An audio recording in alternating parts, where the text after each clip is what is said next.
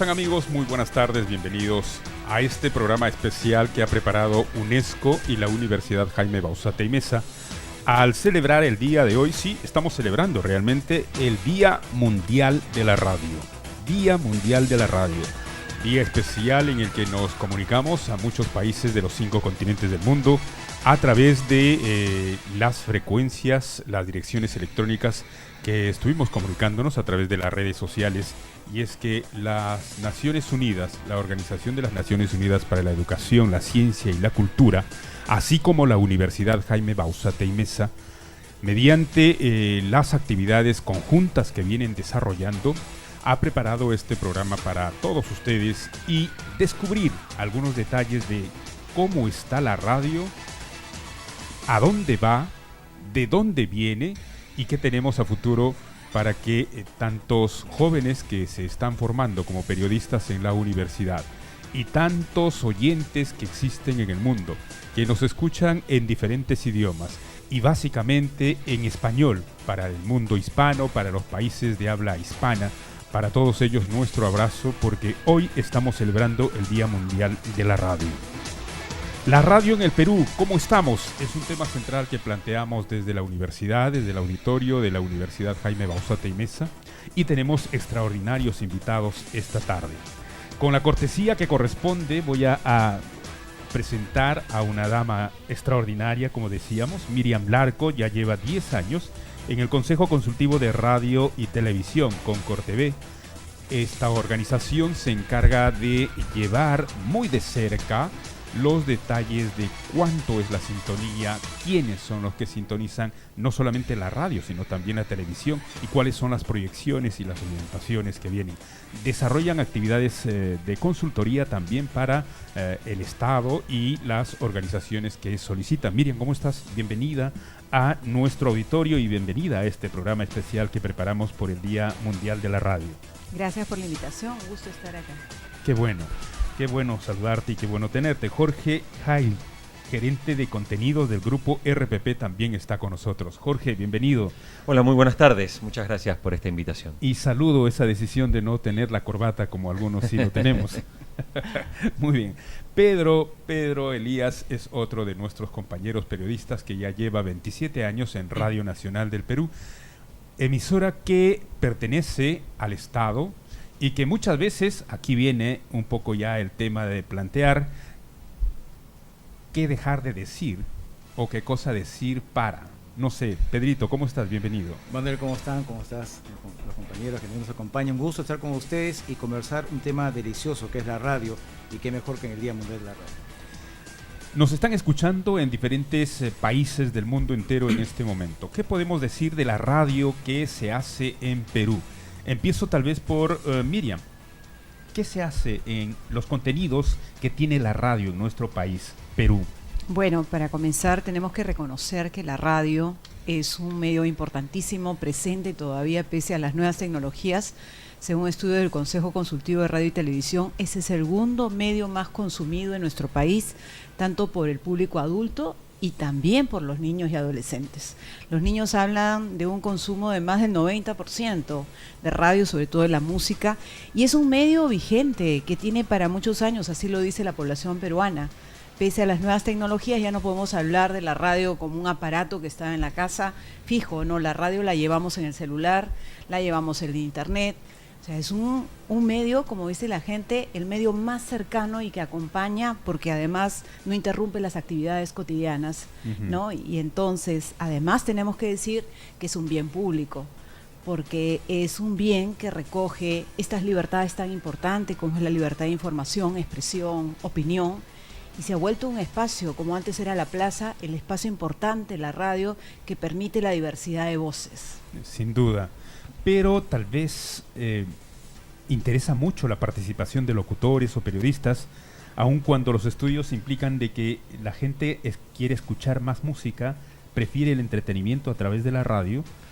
Sin embargo, ¿hay preparación de periodistas o locutores para poder producir cambios sociales en nuestros oyentes? Bueno, también es uno de los reclamos de la población cuando nosotros preguntamos si está conforme con los programas y los contenidos en radio. Una de las cosas, por ejemplo, que cuestionan es el maltratamiento de la información porque utilizan palabras inadecuadas, en horarios inadecuados. Recuerda que hace más de 10 años tenemos un horario familiar que va de 6 de la mañana a 10 de la noche, y muchos locutores pues creen que en este espacio pueden gritar, insultar, inventar historias. No es el caso de todos, ¿no? Sino de muchos que todavía utilizan el medio de comunicación inadecuadamente, ¿no?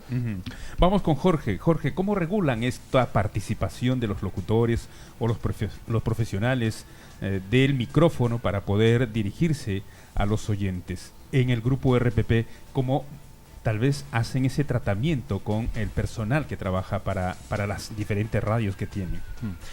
Bueno, en el caso particular del grupo RPP, nosotros tenemos, cuando uno ingresa a la empresa, firmamos un compromiso.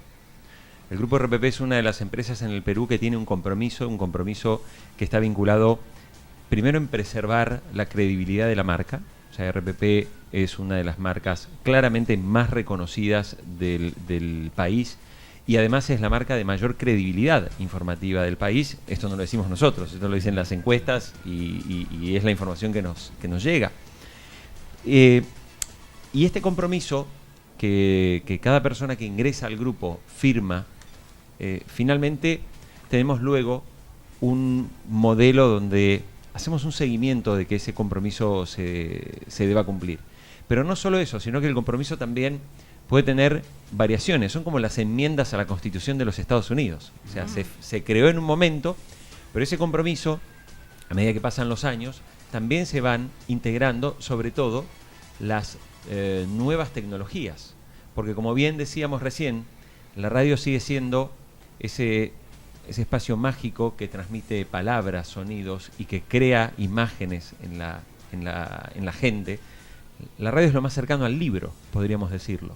Uno cuando lee un libro tiene imágenes que se va creando.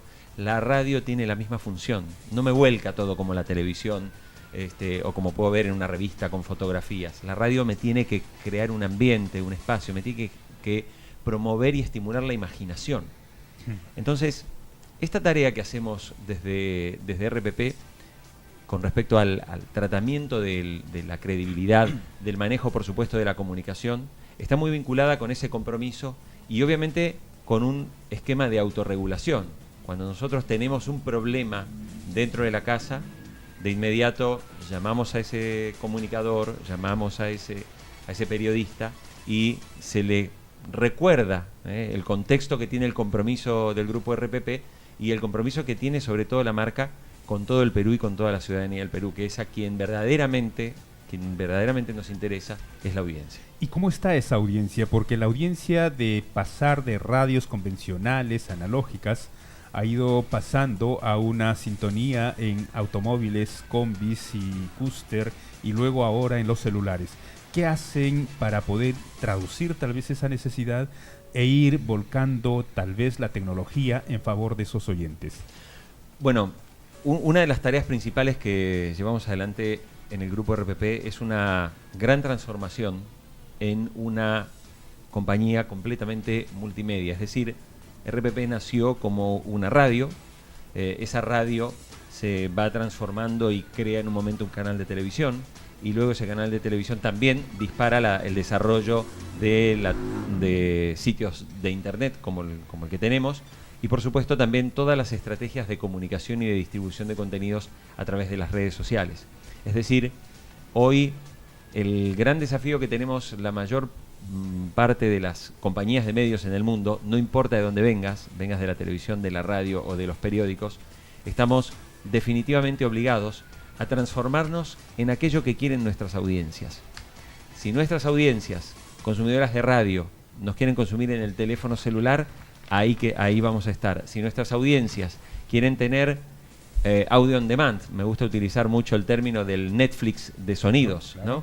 Hoy muchísima gente y claramente la mayoría de los que nos están escuchando a través del streaming en este momento seguramente ven series o películas a través de una plataforma como la de Netflix u otras que hay en el mundo. Pero está Spotify. Exactamente, para que tenemos pueda un poco producir Spotify, la radio. Exacto. Pero Spotify está enfocado en la música. Nosotros lo que estamos pensando dentro del grupo RPP es lanzar un Netflix de audios de radio para que la gente pueda consumirnos ya en el momento que quieran, cuando quieran y donde quieran. Y este es el gran desafío que tiene una marca, una empresa, un grupo de comunicación como el nuestro, que está en un proceso de adaptación, porque sabemos que por ahí ese aparato de radio que antes nos acompañaba en las casas y que uno compraba, yo los invito a hacer una prueba. Vayan a comprar una radio convencional, vayan a las principales tiendas, digamos, de las grandes marcas, desde Saga, Ripley, y digan que vienen a comprar una radio. Los van a mirar raro, porque van a decir, oiga, ya no vendemos más radios, pero sí venden celulares, y allí está la radio, y la radio tiene que estar en una computadora, en una tablet, en un celular, allí donde la gente quiera recibir esos sonidos. Voy a volver sobre eso contigo, Jorge, porque el apagón analógico está cada vez más cerca. Y sin duda hay mucho más que decir sobre esto. En tanto saludamos a Pedro y nos dice de cómo ve la radio desde una posición de periodista trabajando para el Estado. ¿Cómo ha cambiado estos procesos frente a la tecnología? Importante tu pregunta, Manuel, porque la experiencia que me da a lo largo del tiempo, o sea, en Radio Nacional del Perú, he visto este proceso de cambio. Quizás no tenemos esa agilidad que pueden tener las radios comerciales, porque nos cuesta un poco más.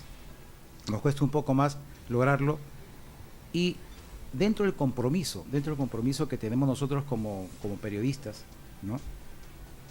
Sabemos que ingresamos a una casa radial con una mística adecuada y siempre tenemos la tendencia de ir formando nuevos periodistas, nuevos valores.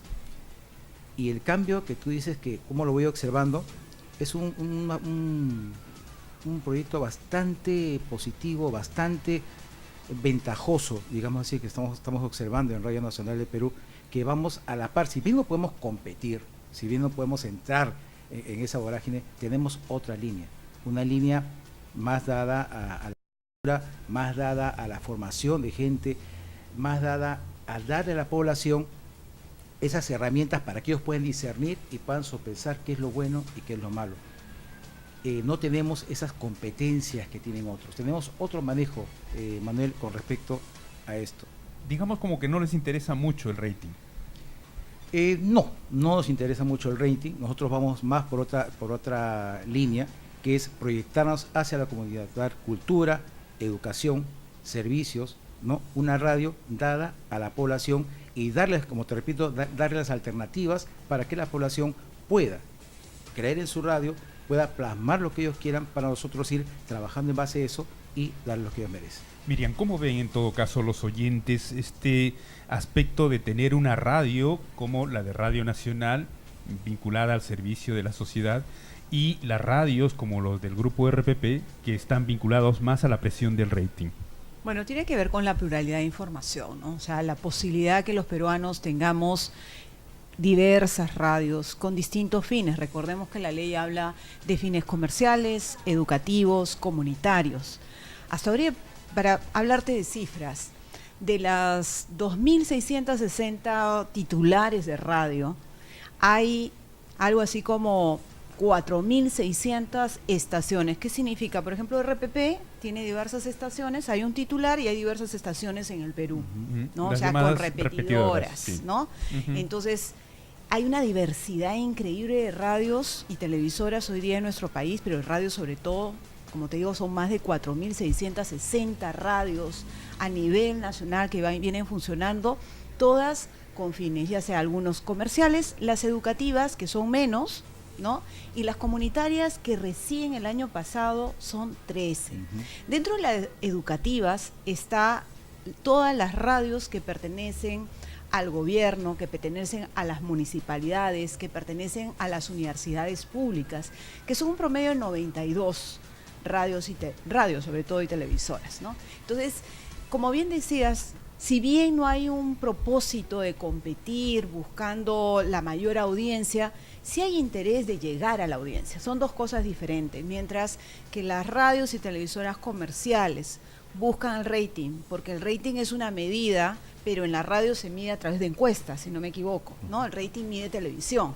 Las encuestas permiten que las radios comerciales puedan acceder a la publicidad, ¿no? Lo que las radios educativas, las radios sobre todo estatales, no necesitan esto porque reciben un fondo del Estado, que no significa tampoco intervención, sino significa que tienen un propósito de servir al desarrollo de la colectividad sin fines comerciales. Entonces son dos servicios diferentes, y el servicio comunitario que recién comienza a existir tiene que ver con estos lugares de poca población que están en zonas de frontera, de comunidades nativas, andinas, donde por ejemplo lo comercial no le interesa entrar porque no hay publicidad, por ejemplo, pero sí es importante para el Estado tener estas voces presentes. Entonces se le hace una serie de requisitos, a diferencia de la educativa y la comercial, de menos impuestos. Sin duda, Miriam, gracias por esa acotación importante, porque muchos pensaríamos de que estamos a la casa de oyentes y hacer lo que se pueda para poder conseguir mayor audiencia y sin duda mayor rédito económico. ¿Cómo maneja eso el grupo RPP, Jorge? Porque definitivamente no tienen ningún tipo de subvención. Y en este caso, Radio Nacional de alguna forma les quita algún grado de sintonía. Por la gran cantidad de estaciones radiales que tiene Radio Nacional en el interior del país. Sí. Me refiero a eso. Sí, yo recién oía, por ejemplo, un poco las cifras y yo llevo poquito más de un año en el Perú y vengo de trabajar en otros países. Y una de las cosas que, por ejemplo, me llamó la atención al llegar es que aquí había como mucha preocupación por la cantidad de radios y de radios piratas que hay que combatir, sin lugar a dudas, en el país, porque, claro, la radio pirata no solamente son radios que operan en la clandestinidad, no solamente tienen y generan un perjuicio económico, por decirlo de alguna manera, a las radios que pagan sus impuestos, que están en regla, que tienen sus frecuencias absolutamente legales y que obviamente tienen que pagar una serie de cánones y de impuestos, y que cada frecuencia vale mucho dinero, o sea, porque es muy caro una frecuencia.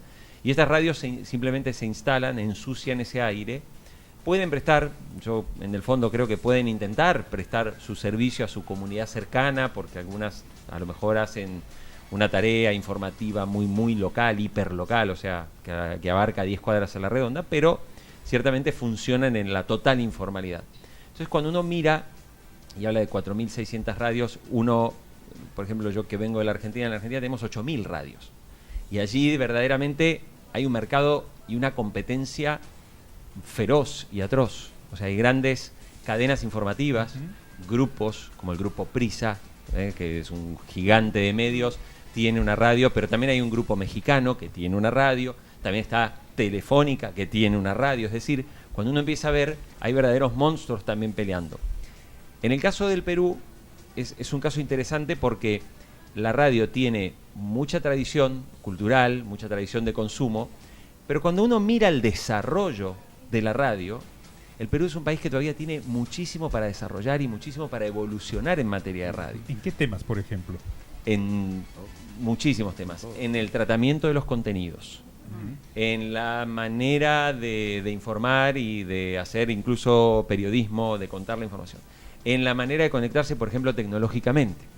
O sea, mientras aquí, por ejemplo, todavía no es tan común, pero yo ya he visto en otros países que hay radios que tienen conductores que viven en distintos países y conducen un programa de radio.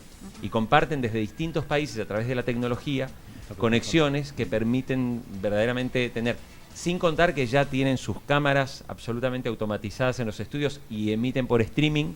Entonces sientan ahí un cantante o a un artista o a un político. O sea, yo a diario veo a un periodista de otro país que tiene su momento con unas entrevistas que son verdaderamente espectaculares, y las veo por YouTube, no las escucho en la radio, y es un programa de radio. Es decir, todavía tenemos un enorme potencial por trabajar, por desarrollar, y porque además el mismo mercado y la misma audiencia va madurando con eso. O sea, en la medida que nuestras empresas, incluso el Estado, desde Radio Nacional, vaya desarrollando nuevas tecnologías de distribución, nuevas fórmulas como el on demand, por ejemplo, evidentemente la gente se va a encontrar con más oferta. Sí. Y a más oferta, creo que también que es muy bueno estimular que haya cada vez más competencia, más presencia de nuevos actores, siempre dentro de las reglas, de la legalidad de las normas y de las buenas prácticas empresariales, que son las que rigen un poco a las principales radios de este país, para así competir y finalmente darle a la audiencia más posibilidades de encontrar contenido de calidad. La normatividad que tenemos en nuestro país. Estamos desde la Universidad Jaime Bauzá Teimesa transmitiendo este programa especial dedicado al Día Mundial de la Radio, una actividad que desarrolla UNESCO y la Universidad Jaime Bauzá Teimesa. Saludar a César Lacerna, Andrea Harman, Janet Pérez Osorio, quienes están en la coordinación de este evento importante que traducimos en este mensaje a todos los países que nos escuchan a través de la web. Y saludar también a Ricardo Alba. Yo quiero jalar un poco la lengua, aun cuando no quiera decir nada a Jorge, pero la radio nace en el Perú en 1925. Radio Nacional exacto, OAX. Exacto, y en el mundo más o menos dicen noviembre de 1920. Pero ciertos argentinos, no lo sé, tal vez todos, dirán que los locos de la radio sacaron locos de la azotea. Los locos de la azotea. Sacaron la radio en agosto de 1920. Habrá que cerciorarnos, ver alguna forma de cómo someter al carbono 14, tal vez, una demostración de esa. Y cómo ha vivido todos estos cambios Ricardo Alba Martínez, que ha estado no solamente en radio, también en televisión. Y los formatos de locución para ambos son totalmente distintos. De tu experiencia, Ricardo, ¿qué podemos hablar de todo esto que ha ido cambiando producto de la tecnología? ¿Cómo estás, Manuel? Buenas tardes. Bueno, a mí me gustó la radio desde los 6 años aproximadamente. Y me empezó a gustar la radio por dos conductores, uno peruano y otro argentino. El peruano era Alfonso Pocho Rospigliosi, en Ovación. ¿A los deportes? ¿Te gustaba los deportes? Empecé escuchando deportes en Radio El Sol. Y en Argentina, José María Muñoz, Radio Rivadavia. ¿Y por qué? Pues en ese tiempo no había internet. Porque Pocho se enlazaba casi a diario con José María Muñoz. Y tenía además como amigo a Emilio La Farrandería El Beco, desde el gráfico. Entonces allí fue, digamos, gustándome ese bichito de la radio, que luego fue creciendo ya hacia las noticias y luego se amplía con este RPP, que es lo que conocemos la mayoría en la formación, y luego con otras emisoras que aparecieron también como alternativas a este género informativo. Y lo que rescato yo de la radio argentina, mientras escuchaba a otro de los ponentes, es la vigencia que tiene en la Argentina y en otros países sudamericanos la AM, tan disminuida en nuestro país, tan tirada al piso, y que en las tortas publicitarias solo sirve para, digamos, darle el regalo ahí a alguien más. No me equivoco, ¿verdad? Para nada. La AM tiene hoy más audiencia que la FM en Buenos Perfecto. Aires. El fútbol En Buenos Aires, continental, en Buenos Aires. cuando antes la dirigía Víctor Hugo Morales, ¿verdad? Que ahora está en Venezuela. En Colombia, Caracol, RCN, Antena 2, AM. En Ecuador, el sistema de Ecuaradio, que lo dirige Radio Quito, AM. En el Perú tú escuchas AM, nadie. En Ovación, la que era la líder, la escucha muy poco, solo creo en el auto, ¿no? Y la radio ha ido evolucionando a tal punto, como contaban, que ahora efectivamente se hace transmisiones digitales, yo me he llegado tarde porque estaba en una transmisión justamente con Radio Cooperativa contándole el tema, y habíamos quedado 5 de la tarde, pero finalmente salimos 5:30, el tema de lo que está ocurriendo aquí en el plano de Toledo. Pero bueno, la radio ha ido creciendo, ahora tú sales desde cualquier lugar con la radio. Cuando con Pedro, cuando éramos reporteros hace 25 años más o menos, usábamos nuestro ring y había que hacer cola, Pedro. En el teléfono público. En el teléfono público, la señora de atrás te decía, oiga, por favor, eso es para emergencias, no es para que le cuente la noticia. No es para tu despacho Claro, o sea, periodístico. cómo vamos evolucionando, cómo ahora tú haces todo más fácil para los jóvenes, ¿no? Esa digamos, tranquilidad que tienen en su teléfono, o como grabas también y lo mandas por correo a tu despacho. Ahora puedes, con aplicativos, editar tus audios en el mismo celular y despachar inmediatamente. Claro, por menos de streaming tiempo. te conectas por tu teléfono. O sea, toda esa evolución, toda esa facilidad que se tiene, ¿no?, para hacer radio, y cómo estos contenidos han ido cambiando, ¿no? Ya en nuestro país, que antes, cuando yo terminaba la secundaria, escuchábamos en mi casa Radio La Crónica, ¿no?, por las novelas, y luego pasa a RPP cuando estaba en el Girón Cusco con las novelas también por la mañana. Cómo ha ido evolucionando todo este formato a las noticias, y ahora revisando justamente el informe que Concord TV emite cada cierto tiempo, me parece que son, Miriam, 2-3 meses sobre estudios que hacen. El conductor más conocido de la radio, Carloncho. Pero si usted mira, Carloncho, Edwin Sierra, Chiqui, María Pía Copelo, Anthony, Galdós, Renzo. No estás tú, el así Niño que Azul. No. tal vez eso te O preocupa. sea, la única persona con la que he trabajado está casi en el penúltimo, Blanca Ramírez, ¿Y con la eso- que hicimos y eso radio. ¿Por qué, Manuel?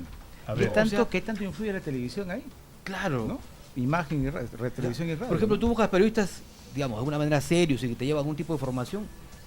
No, usted pero para vamos a adolescentes, eso. A ¿sabes? ver, Miriam nos va a No es explicar para- mejor cómo Pero ha a desarrollado diferencia la de parte, de la adolescencia nuestra, ¿no? la parte técnica de la investigación esta. ¿Tu conductor o locutor favorito en la radio, Miriam? Bueno, lo que pasa es que nosotros hacemos un año un estudio para adultos y al siguiente año para niños y adolescentes, porque es bien interesante saber también, a veces el adulto dice el deber ser, ¿no? Ujú. Pero el niño te va revelando cosas. Y una de las cosas que los niños y adolescentes, como les decían, escuchan la radio, pero sobre todo prefieren los programas musicales. Y si te das cuenta, no ubican claramente a locutores. La preferencia es mínima. No es como cuando nosotros les preguntamos sobre sus ídolos en la televisión. Los chicos hoy en día escuchan música y no les gustan tanto los programas con comentarios. Esa es nuestra realidad. El adulto, a diferencia, escucha noticias, también música, pero también noticias, y sí le gusta detallar en tema de contenidos, ¿no? Esa es la aclaración en cuanto al cuadro. Eso quiere decir que estos locutores que no aparecen, cuyo nombre no saben y no recuerdan, Es porque llegan a los un niños- 40%. Claro, es porque los niños no los recuerdan, no son los programas preferidos de los niños adolescentes, ¿no? Los adultos posiblemente responderían otro tema. ¿Y qué tanto influye eso en su formación de ser niños, de ser adolescentes? Es muy importante, o sea, a veces no nos damos cuenta los padres de familia de los contenidos hasta de la música, ¿no? Hace poco hubo una denuncia a una canción que se llamaba Reclámame, que es una canción muy agresiva, vulgar, ofensiva, Ujú. terrible, y que pocas veces los adultos encargados de la crianza de los niños y adolescentes, y es más, los profesores, permiten ese tipo de música y baile. Además, no recuerdan que hay un horario familiar que va de 6 de la mañana a 10 de la noche donde está prohibido ese tipo de mensajes. No solamente se refiere a la televisión, sino también a la radio. Pero quiere decir que no hay intervención de aquellos que deben monitorear o controlar o por lo menos supervisar que esos contenidos de esos horarios no sean los pertinentes. Lo que pasa es que acá en nuestro país hemos apostado por la autorregulación. Que a mí me parece bien que los medios puedan recibir las quejas de los usuarios. Pero lo que decía Jorge es una realidad. Todavía la empresa de radio y televisión en todo el país no es una empresa desarrollada. Lo vemos en Lima con los grandes grupos que van avanzando, ¿no? Pero en provincia es la ley de nadie. Son como edificios que se alquilan, ¿no? Y ahí no hay una secretaria, no hay un recepcionista, el propio locutor tiene que ver qué publicidad consigue, a quién contrata. Entonces, es terrible. Y el problema es que hemos tenido por mucho tiempo un Ministerio de Transportes y Comunicaciones totalmente observador. Pero, bueno, en la historia del Perú no queremos ninguna intervención, pero que tampoco ha permitido que la radiodifusión desarrolle, porque en otros países, por ejemplo, hay el fomento para el desarrollo de la radiodifusión, ¿no? ¿Debería regularse entonces o darle tal vez algunos mecanismos de facilidad para que estas radios pirata se constituyan en formales? Mira, la radio pirata es la radio que está fuera de la legalidad, eso hay que aclararlo. No es una radio que está transmitiendo y no molesta a nadie, no, es una radio que está interfiriendo la señal. Y no solamente interfiere la señal, sino quita anunciantes a unas radios formales que pagan sus impuestos, que les cuesta sacar adelante una programación. Entonces, legalizar una situación ilegal es un imposible. Más bien, del espacio que existe, deberían postular para poder acceder a las radios. Y esos concursos públicos existen todos los años. Pero no podemos comparar que son radios que injustamente están en una situación ilegal, porque no. Simplemente son radios que aprovechan de un espacio en forma ilegal y por eso la ley establece la figura del hurto agravado, porque está utilizando un recurso natural sin autorización y aquellos anunciantes que ponen publicidad en ese espacio también son sancionados de acuerdo a la ley. Ujú. Jorge, 2 puntos respecto a este tema que nos plantea Miriam. ¿Qué hacen ustedes como grupo o como una empresa que sí tiene las posibilidades de poder captar inmediatamente quienes estén filtrándose en sus frecuencias como radios pirata? Nosotros como empresa tenemos por supuesto un departamento legal dirigido por un abogado especializado que trabaja permanentemente con nuestros equipos técnicos también para encontrar aquellos lugares donde detectamos que, por ejemplo, la audiencia nos llama y nos dicen, oiga, no los escucho ya, o sea, ¿qué está pasando aquí? En el dial de ustedes ahora está sonando una radio con música extraña. Entonces, ahí se sigue el procedimiento habitual, que es presentar una denuncia y a partir de ahí que actúe el ministerio.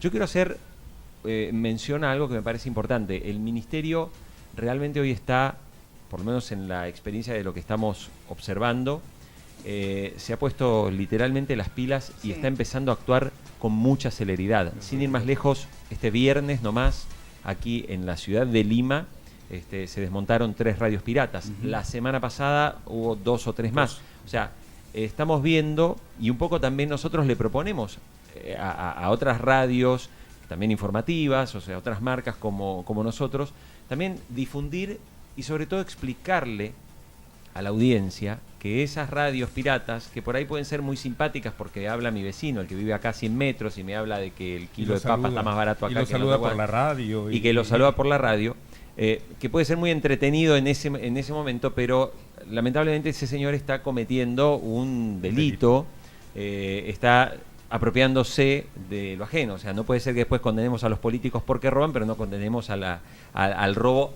por más pequeño que sea, porque empecemos robando en lo chico y luego nos llevamos 20 millones. Pero, o sea, esto es un poco lo que nosotros hacemos desde RPP, y hoy, de verdad, nosotros le hemos planteado también al Ministerio que todo lo que tenga que ver con la difusión de la tarea que llevan adelante por desmontar y desactivar estas radios piratas, nosotros le vamos a dar difusión porque creemos claramente que si como empresa, con 600 trabajadores que cobran su salario, que mantienen a sus familias, que viven, y en medio de un contexto de una empresa que paga sus impuestos, que además es una empresa comprometida con este país claramente, bueno, no puede esa empresa tener que padecer, digamos, la ilegalidad, porque es lo mismo que venga mañana alguien y en medio del programa de Raúl Vargas aparezca un señor que empieza a mandar saludos. O sea, eso es lo que ocurre, como si alguien se metiera en el estudio, lo que pasa es que lo hacen robando señal o interfiriendo la señal legal, que nuevamente le reitero también a toda la gente, cuando alguien nos está escuchando en una radio, significa que esa empresa ha hecho una inversión muy grande, pero muy grande, en una licencia, en equipamiento, para que esa radio que le gusta escuchar o estar informado y enterarse de los últimos momentos que damos en una compañía como el Grupo RPP, todo eso se hace a través de una gran inversión que no la paga la audiencia, la paga la empresa, para que la audiencia reciba gratis un servicio informativo y un servicio de entretenimiento como el que damos. Exacto. Sin embargo, ¿qué hacer para que estas radios que tienen tal vez la intención de ser micro o pequeñas empresas y participar del desarrollo del país puedan un poco como que no solo regularse o formalizarse, sino también participar del mismo nivel de producción radial que pueda ejecutarse? ¿Qué piensas de esto, Ricardo? Yo creo que Miriam tiene razón en el aspecto de que debe haber convocatorias, licitaciones cada año o 2 años, como ocurre en otros países, para que estas radios pudieran servir como alternativa. Pero ojo, yo quiero dar un detalle. Aquí, dentro de la torta publicitaria que tenemos, hay una cadena de radio que empezó con muchas radios piratas y apropiándose de la manera más impresionante. Yo cuando viajaba a provincias, veía en los periódicos de provincia que una cadena que está ahora aquí en Lima, que ha ido creciendo poco a poco, que tiene varias emisoras, tenía una serie de juicios impresionantes, ¿no? Impresionantes, porque se apropió de radio, se apropió de frecuencias, se apropió ilegalmente, y ahora ya casi como que se ha formalizado, como que ha blanqueado las señales, ¿no? Si tuviéramos que decir, como que se blanquea el dinero, igualito, ha blanqueado sus activos y ahora es dueña y tiene hasta ya un canal que está saliendo al aire, ¿no es cierto? Y todos saben cuál es, ¿no es cierto? Sí, nos imaginamos de cuál es. Entonces, en donde los un periodistas... más allá de 90 y algo, punto y algo de la frecuencia. En donde los FM, periodistas no sí. duermen más de 3 meses porque también están informados los contratos, ¿no? Ya sabe a qué me refiero. Bueno, Entonces, deberían de formalizarse. Eso también es una informalidad, de Sí, tener pues. personal que no tienen cierto tipo de seguridad laboral para poder efectuar continuidad de trabajo. Hablemos de esos dos temas, tú que has vivido muy de cerca Claro, a yo creo que debería... varias apariciones y desapariciones de radios analógicas. Yo creo que debería convocarse a licitaciones. Cuando se habló de licitación, en algún momento, a raíz del caso de Fujimori y Montesinos, saltaron hasta el techo los dueños, los broadcasters, ¿no? Dijeron, no, se está atentando contra la prensa, la libertad de expresión, se quiere hacer una Cuba en el Perú. Y no, todos tienen derecho. Sino, América Televisión estuvo a punto de ser licitada, ¿no? ¿Y qué pasó? Hubo presión contra Toledo, ¿verdad? Eso. Entonces, aquí muchos los broadcasters, y hay que ser realistas, se cuidan para no perder sus emisoras porque saben que podrían perderla. Pedro, Sí, no, y definitivamente estamos entrando en un tema interesante porque esto va de la mano, y hay que decirlo, va de la mano con la corrupción. Una corrupción institucionalizada, que no es de ahora, ya viene de muchísimos años. Uno puede ver a lo largo del tiempo estas variables, estos cambios, se cambian de carita, se maquillan bonito, pero sigue siendo la misma corrupción. Entonces, yo pienso que debe ser un cambio global, engranaje, un cambio a la par con todo. Porque si vamos a comenzar por un lado u otro, agarras por aquí y saltas por acá. O sea, tenemos que hacer un cambio en equipo, institucional, ¿no? Comenzando por ahí. pero están saliendo las radios comunitarias, como nos contaba Miriam. Algunos detalles que podemos decir a nuestros oyentes en este momento, Miriam, respecto a las radios comunitarias, porque al principio la parte legal de nuestro país decía que dar todas las facilidades tributarias, de organización, de composición a las radios comunitarias, radios universitarias, para fomentar la educación. ¿Qué tanto ha cambiado esa intencionalidad cuando se forman ahora las radios comunitarias?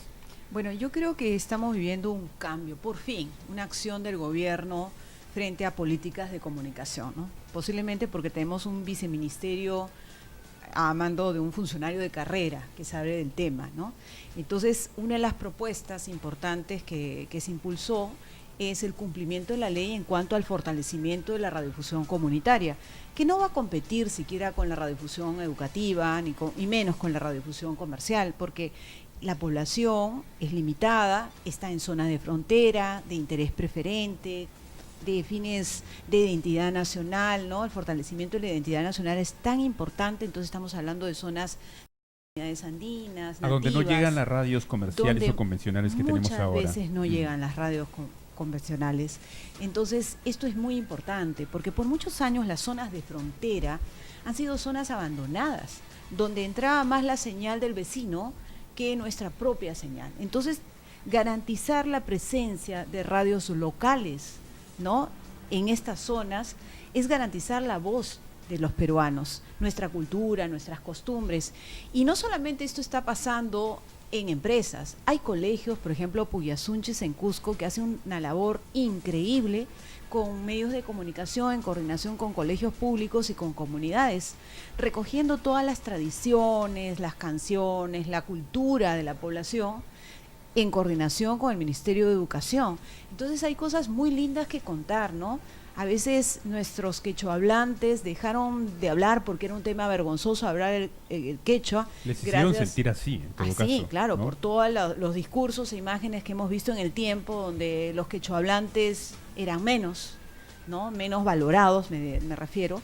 Ahora no, al contrario, hay propuestas de fortalecer la radiodifusión comunitaria para fortalecer también nuestra raza, nuestra cultura, nuestra identidad. Es un tiro libre directo hacia Pedro Elías, que está muy cerca de esos formatos en quechua y en aymara próximamente. Exactamente. ¿Cómo hacen ese noticiero en quechua de Radio Nacional y para la televisión también, Pedro? Y justamente nace esta idea, también al trabajo que realizan ellos, porque nos permite tener esta visión, la necesidad de que nuestros hermanos de adentro puedan expresarse en su propio idioma, ¿no? En su idioma, el quechua. Porque la traducciones no son exactamente lo mismo, ¿no? No. Porque la intencionalidad que puede uno decir en el español difiere muchísimo de lo que se dice en quechua o en aymara. Correcto, y ahí cuidamos muchísimo ese elemento, esa parte que es fundamental, la misma que es supervisada.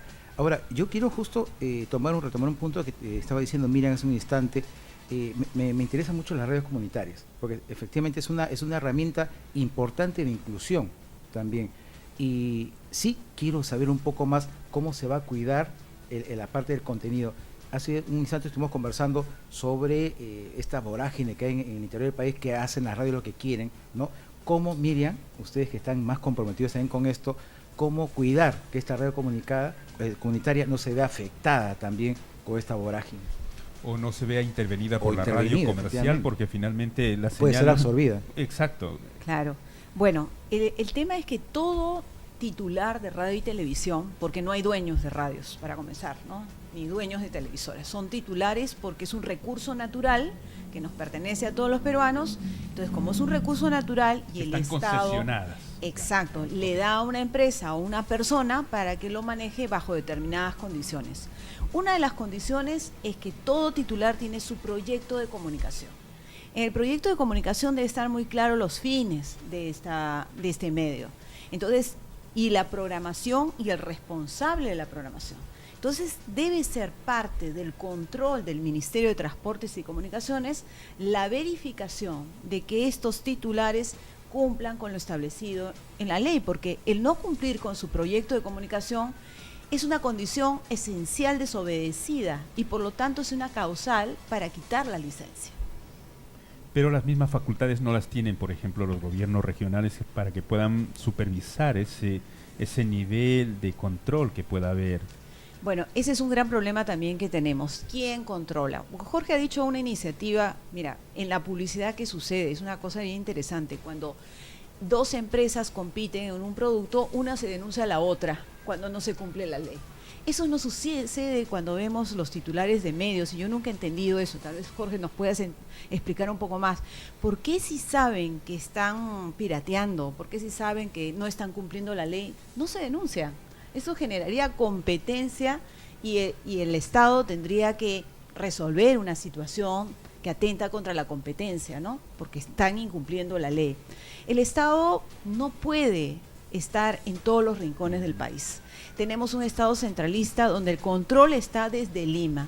Se han hecho acuerdos, sí, con gobiernos regionales para que exista un área, una dirección de transportes y comunicaciones que ayude al control.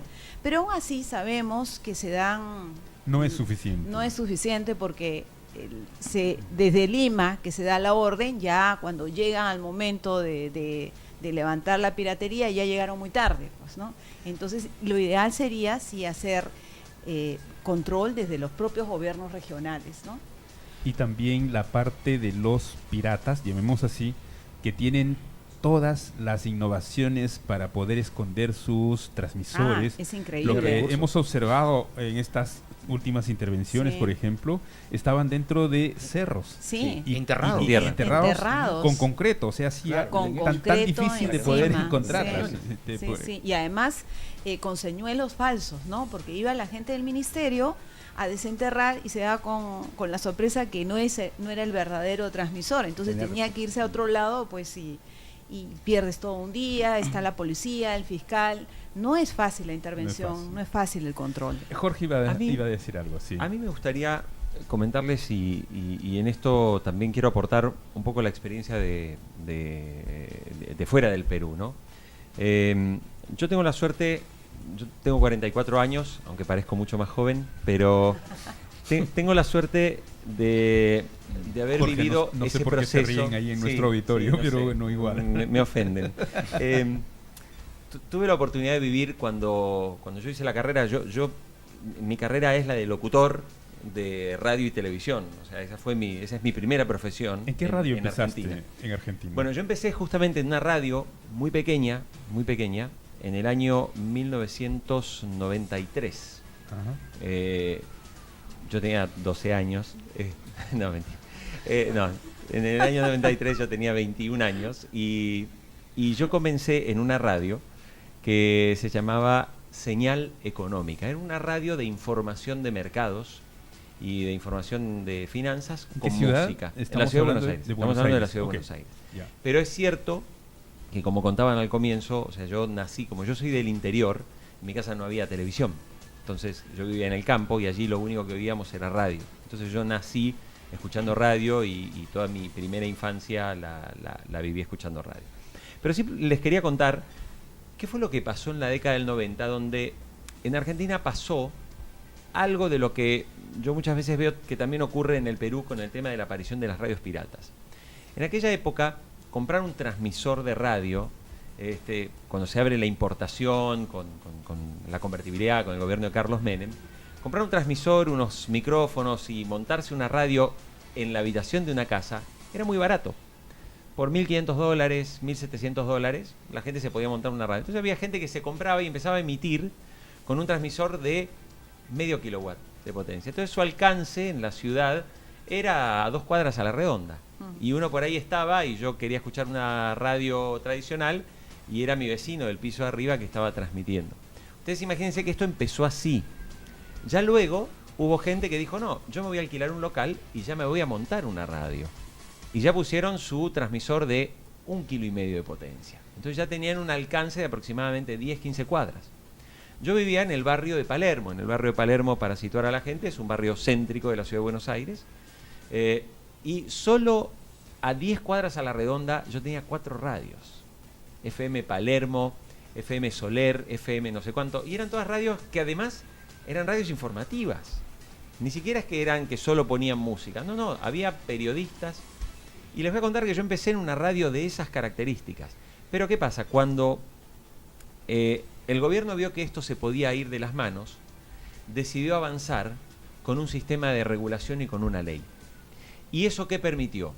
Que a todas aquellas personas que eran empresarios, que habían hecho una inversión, que a lo mejor habían empezado unos años antes en su departamento, pero que hoy tenían una radio funcionando, con una inversión, con equipamiento, con un local, con gente a la que le pagaban sueldos. Y había gente que tenían 5 o 6 empleados.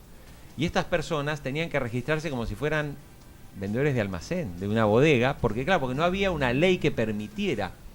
Entonces lo que hace en aquel momento el gobierno es lanzar una ley que permitió a todas estas personas inscribirse. Pero al momento de inscribir tuvieron que pagar por una licencia.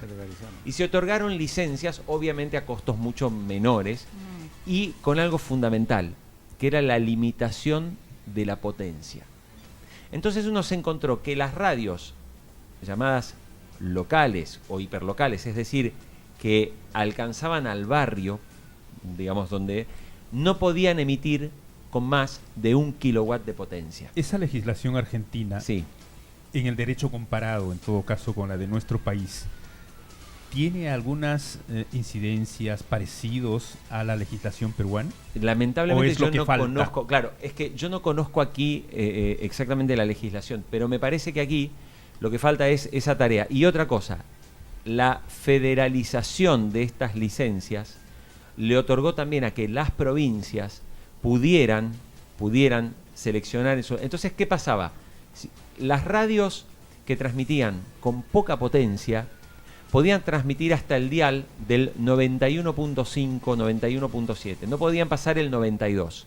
Ya en el 92 del dial de FM ya se podía transmitir con 5 kilowatts de potencia. Y ya a partir del 94 era donde estaban las radios grandes que transmitían con 20, 30 o 50 kilos. O sea, hay radios que se transmiten con más. Eso permitió que las grandes radios no vieran perjudicados sus diales, el 94.3, el 95.1, porque el que transmitía con 1,5 kilos no podía sobrepasar, irse a un dial superior y perjudicar a las grandes. Entonces así se fijaron, del 88 al 92 radios pequeñas, del 92 radios medianas, y del 94 al 95 hasta el 102 radios de mucha potencia. Ahora, Manuel, permíteme agregar, Sí, sobre el tema también tenemos una legislación ya muy similar. Tenemos la radio de los conos, por ejemplo, ¿no? Radio Comas, por ejemplo, que es la más grande, me parece, y Canto Como Grande. Radio Canto Grande, Son Radio Planicie. Claro, que Sí. son las que tienen, digamos, Mayor alcance. permiso para operar en determinados conos de Lima, ¿verdad? Comas abarca todo Lima Norte, Lima que sería San Juan del Lurigancho. Así es, que es del mismo grupo, Radio Canto Grande y otras más, ¿no? También tenemos otras Radio La Familia, por ejemplo, que tienen un servicio mucho más pequeño, Radio Cadena, la que está en Cieneguilla, en FM, Y mucho más al norte, en Claro, Puente Piedra, Radio que Sur también también, son así es. pequeñas radios que tienen esas cantidades Pero de son kilowatts. alcances bien tímidos, ¿no? Sí. Muy cercanos. Muy cercanos, tímidos, ¿no? sí. Bueno, hablemos en todo caso, ya que se nos está yendo un poco el tiempo, del apagón analógico. Sabemos que Noruega ya hizo un apagón de sus frecuencias moduladas. ¿Qué piensan ustedes sobre esto? Miriam Larco, por favor. ¿Qué tan cerca estamos del apagón telefónico, apagón analógico en este caso, de la radio? Bueno, no, el tema de la televisión, la radio digital en nuestro país todavía no es un tema consolidado ni trabajado, ¿no? Ha habido varios intentos de formación de comisiones y que no han quedado en nada. O sea, no sabemos ahora qué decisiones hay desde el Ministerio de Transportes y Comunicaciones para hablar de la radio digital, que sería un desarrollo y una repotenciación de la AM, ¿no? Porque la radio digital se vería desde la AM sobre todo. Todavía no hay nada en el país, no se ha trabajado eso, ¿no? Pero sí, tomando como ejemplo lo que vienen en otros países, es un tema de agenda en el Ministerio actualmente. Pero Jorge, hay demasiados contenidos para desarrollar en la radio. Si seguimos de cerca las radios que tiene el grupo RPP, están haciendo los esfuerzos por tal vez poner a programas que puedan favorecer la sintonía de los oyentes. ¿Eso no está muy cerca de que se transfiera a un formato distinto y se deje el formato analógico? A ver, yo creo que el primer punto es hacer una aclaración respecto a cuando se habla del apagón de la FM, ¿no? Cuando nosotros dimos esta noticia en RPP, que Noruega apagaba la FM, claro, la gente dijo, uy, me van a apagar la radio y no la voy a escuchar más. No es que sea así. O sea, lo que estamos hablando es que como en países de Europa el consumo de datos se ha vuelto ya prácticamente ilimitado, porque la gente ya tiene paquetes para consumir desde sus teléfonos celulares o de sus conexiones de internet en su domicilio, tiene costos realmente muy bajos de tarifas planas, muy baratas, mucha gente... Y población menor a los 30 millones como la que tenemos en nuestro país. Exacto. Mucha gente comenzó a adoptar el formato de streaming para escuchar la radio. Por ejemplo, ya en Reino Unido el streaming tiene más consumo que la radio de frecuencia modulada. Pero esto no quiere decir que Noruega apagó las radios y que ahora que si voy y sintonizo una radio FM tradicional, si me llevo una de aquí no me va a funcionar. Me va a funcionar perfectamente. Lo que simplemente está cambiando es los formatos por donde transmiten las señales. En la medida que las comunicaciones vayan avanzando en esta dirección, fíjense, les voy a contar una pequeña anécdota. Yo iba viajando en mi auto, camino a Paracas, ¿no? Para el CADE que tuvimos a fines del año pasado. Entonces iba viajando e iba escuchando la FM, escuchando RPP. Claro, a medida que uno va avanzando, la señal donde estamos en Lima, tengo que cambiarme de frecuencia para buscar otra. Pero hay un lugar, con la nueva autopista que se ha hecho, donde todavía allí no hay alcance, o sea, todavía ahí no llega ninguna antena de nada. Hay que instalar algo ahí. Me imagino que ya lo están pensando. Exactamente. Cuando llegué a ese lugar me encontré con que en ese lugar la FM no agarraba ninguna, salvo alguna que otra local con un poco de ruido, que es la nueva autopista. Se acababa de inaugurar especialmente y no había ninguna antena ni nada. Pero agarré mi teléfono y mi teléfono me funcionó y pude escuchar la radio en ese lugar. Es decir, la señal del teléfono en ese lugar llegaba, pero no llegaba a la FM. Con lo cual me pasé simplemente al streaming y seguí escuchando mi radio en el auto. Entonces, hecha esta aclaración, nosotros, ¿qué es lo que vemos? Lo que hacemos es mirar lo que está pasando en el mundo. RPP tiene una marca informativa como es RPP, pero luego tiene también radios musicales. También tenemos Radio Capital, que es otra radio de noticias, de información y de opinión.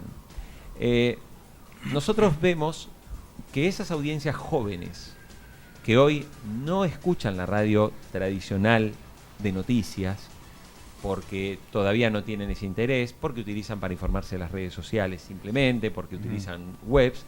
Bueno, es cómo transformamos ese producto que nosotros tenemos informativo en un producto para esas audiencias. Y a ellos hay que crearles también los productos que quieran consumir. Porque si yo no consigo que me sintonicen en el dial de RPP, en Lima o en cualquier otra provincia que se puede escuchar en otros diales, si no me van a sintonizar a través de la FM, yo quiero llegar a ellos a través del streaming o a través de una radio on demand con un contenido que les voy adelantando, que es un contenido que no lo van a escuchar en la radio tradicional.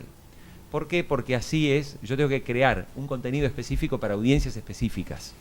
Y como sé que esas audiencias, la gente que tiene 20 años, mis hijos que son adolescentes, no van a escuchar la radio informativa, tengo que ofrecerles productos de podcast, productos de contenidos con gente que hable su propio idioma. Y que sean cortos y rápidos, ¿no? Exactamente. Duraciones muy Exactamente. cortas. Y todo es para finalmente consumirlo en el teléfono. Y como dice un autor que escribe un libro que se llama Burbujas de Ocio, hoy la gente utiliza pequeños momentos. Fíjense que nadie puede estar hoy 4 horas ininterrumpidas escuchando la radio. Escuchamos la radio cuando subimos al coche, cuando vamos en el bus, cuando por ahí estamos un ratito en casa. Cuando uno va a duchar se deja de escuchar la radio porque no la tiene en el baño. O sea, finalmente nos damos cuenta que lo que debemos hacer es crear formatos en los que la gente disponga de poco tiempo, pero darle muy buen contenido, muy atractivo, muy bien empaquetado, para que la gente que no puede escuchar el vivo todo el día tenga esa síntesis de información, esa síntesis de servicios que necesita. ¿Tú qué crees, Ricardo Alba, respecto, y Pedro Elías también, respecto a esto de que si se cierran las estaciones de FM, entre comillas, porque ya lo ha explicado Jorge, y se pasa a un formato digital, a un formato de streaming, se apertura la posibilidad de mayor espacio laboral para periodistas radiales, o es que más bien se reduce por los tiempos que tienen que trabajarse a una situación un poco más compleja en el tema del derecho laboral? No, yo creo que sí se abren. Mira, y yo quería, aprovechando digamos el diálogo sobre este tema, yo quería contarles de que ya en el Perú tenemos una plataforma digital de la cual estoy participando que se llama RCR, Red de Comunicación Regional. Estamos trabajando desde Lima hacia el interior del país a través del streaming, con una banda ancha de 30 y que está en este momento con 40 emisoras, y la apuntaba para no olvidarme, de Puno, Arequipa, Tacna, Junín, Pasco, Piura, Cusco y Huancavelica. Y no recuerdo, me parece que también Ayacucho. Estamos trabajando haciendo programación tanto informativa como también musical. ¿Y eso se escucha con una dirección electrónica o lo hacen por YouTube? La hacemos desde Lima ¿Por vía YouTube? streaming y la bajan en vivo también con una dirección electrónica Ya. que tiene una banda ancha muy amplia que facilita, inclusive con una dirección digitalizada que permite que se baje. Como lo que estamos Claro. haciendo en este momento ¿sabes? para diferentes Y estaciones sabes, del mundo. efectivamente. ¿Y sabes por qué tiene buena audiencia en el interior? Porque el problema de los limeños no les interesa al que Es vive en el cierto. Cusco. Porque Claro, mientras sí. en la radio limeña decimos que hay basura en La Victoria, en Chiclayo no pasa nada. El problema es otro. O en Chalhuahuacho, donde en este momento hay fuerzas del orden, porque están en debate justamente el tema minero, no les interesa. Entonces, desde Lima, hacemos que los ministros puedan hablar, que los parlamentarios puedan hablar, que el presidente regional pueda hablar, que autoridades de diversos sectores puedan hablar sobre el tema, temas que a ellos les interesa. Y sabes que estamos teniendo buen rebote. La agencia andina, que es la principal en cuanto a información, nos está rebotando mucho. Por lo menos tenemos ya 40, 50 rebotes. Ayer leía en Expreso un rebote y con el crédito incluido, ¿ah? O sea, estamos trabajando, acabamos de cumplir un año con mucho esfuerzo, se está dando chamba a gente que de las señales abiertas quedaron sin trabajo y que están pudiendo también poner su esfuerzo, y a gente que desde provincia, ¿no?, desde las radios propias, ingresan como corresponsales. Entonces, tenemos señal abierta en provincias, porque como te digo, hay varias radios, la mayoría de FM y AM, ellas bajan nuestra señal y salen al aire con ese tema. Y qué gusto, por ejemplo, querer escuchar que por fin un ministro de Energía y Minas hable sobre la ciudad de Chalhuahuacho. Lo que va a ser difícil que en las grandes cadenas de Lima hablen sobre un tema que no vende, ¿no? Definitivamente. Entonces, eso estamos haciendo como parte de la digitalización, son pocas. Estuve en otra experiencia pasada que era Radio Congreso, la cual ya sigue, pero que se está trabajando no solo en ahora creo que tienen ya como 60 emisoras que reciben noticieros de 30 minutos, pero que además reciben microinformativos de 3 minutos también, pero que además ya desde hace 3 años en que se creó la radio, reciben estos microinformativos no solo en castellano, sino también en quechua y ahora en aymara. Y finalmente sabemos que la tecnología va avanzando y el país está aportando justamente para ese avance de la tecnología desde Radio Nacional. Pedro, finalmente. Sí, finalmente escucho con mucha satisfacción lo que está diciendo Ricardo, que modestamente Radio Nacional ha venido cumpliendo con esta normativa desde hace mucho tiempo y con mucha más fuerza en los últimos tiempos. Efectivamente, estos nuevos cambios van a permitir un nuevo aporte laboral, un nuevo ingreso laboral que tiene que ser aprovechado y tiene que ser aprendido, asimilado, porque son cosas nuevas. No hay que tener miedo a la innovación, no hay que tener miedo a lo nuevo. Entonces tenemos que atrevernos, tanto los periodistas ya antiguos que somos, como los jóvenes, que son los que están ahí como caballos de carrera, juntos se van a lograr muchas cosas. Y esta posibilidad permite eso, lograr este engranaje, experiencia con juventud. La radio eres tú es el programa que hemos tenido el día de hoy, gracias a la Organización de las Naciones Unidas, UNESCO, y también a la Universidad Jaime Bauzá Mesa desde su auditorio transmitiendo este programa. Agradecer a Miriam Larco desde el Consejo Consultivo de Radio y Televisión, Concord TV. Miriam, gracias por estar y por haber estado con nosotros durante este tiempo y nuestros amigos que nos escucharon en el mundo entero. Muchas gracias, UNESCO, gracias a la Universidad Bauzá Mesa, un gusto estar aquí y qué interesante poder escuchar desde las distintas visiones el tema de la radio que por mucho tiempo no es descuidado.